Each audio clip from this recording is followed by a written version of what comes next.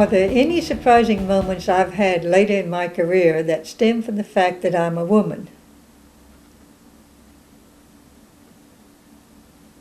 When I've worked for companies, I found that without exception, I was hired by men who were looking for smart, competent persons, male or female.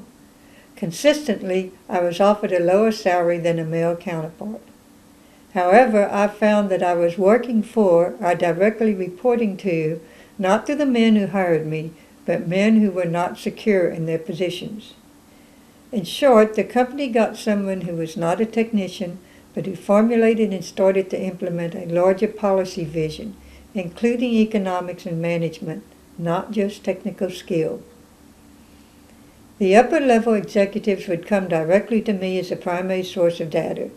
I didn't feed them fairy tales.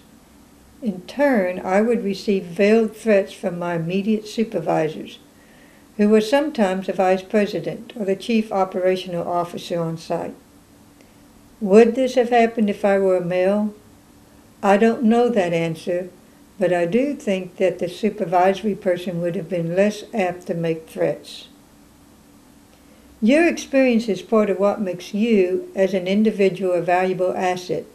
Be generous, but also demand recognition. When you're creating your influence network, you have to be darn careful not to assume that because someone is a woman that she'll be on your side. There's another hidden problem, which I think is disappearing, and I hope that you never experience it, the queen bee syndrome. This is the person who says, I'm here, I've shut the gate behind me. They seek power and kill everyone else off. There is no mutual support.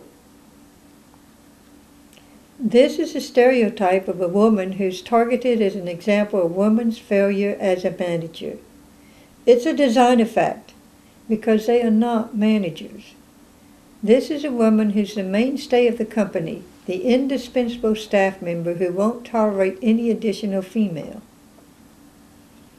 Never give this person a seat at the table in your network. There's no consensus nor compromise. I've been the target of the queen male syndrome in both university and business. The first time I encountered the queen bee, I was young and just out of postdoc at my assistant professor position, ready to take on the world. I was excited to work along the female university professor whom I expected to be a mentor. I didn't recognize her actions until a few years later. Actually, it was my husband who came down to New Orleans on a visit. He had years in university politics. He just sat me down at the kitchen table and said, "Lydia, this woman will take your work and cast you aside." I didn't want to believe it. I had great ideas in getting grant money from sources new to the university. I thought if I worked harder, got more grants, wrote papers, and consulted with companies, that my male peers and colleagues would recognize my worth. However, in that closed tenure session, the queen bee, who was supposed to be my advocate when it came to promotion, had no supportive words, and in that closed section, effectively kidnapped my grants and intellectual property. Of course, my work didn't make a difference if I didn't have her support. Even then, I didn't expect her to be so extreme an executioner. The men stood aside. In their minds, it was a fight between women. However, she had done this before to other assistant professors, so that our division was a revolving door. The male faculty had no guts. They didn't recognize that evil thrives where good men fail to act. They had turned into moral cowards. She played the woman card very expertly. Eventually, the state attorney general stepped into the midst of this feudal attitude and transferred her to another state university site. You haven't lived until you've been subpoenaed at work by a Louisiana sheriff to come testify at the state capitol. Without her power base, she left within the year. Here's my second experience.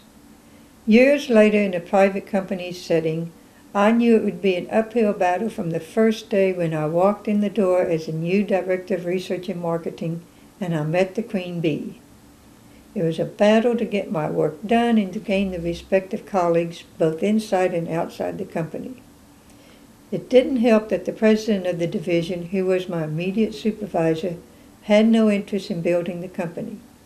I recognized the problem.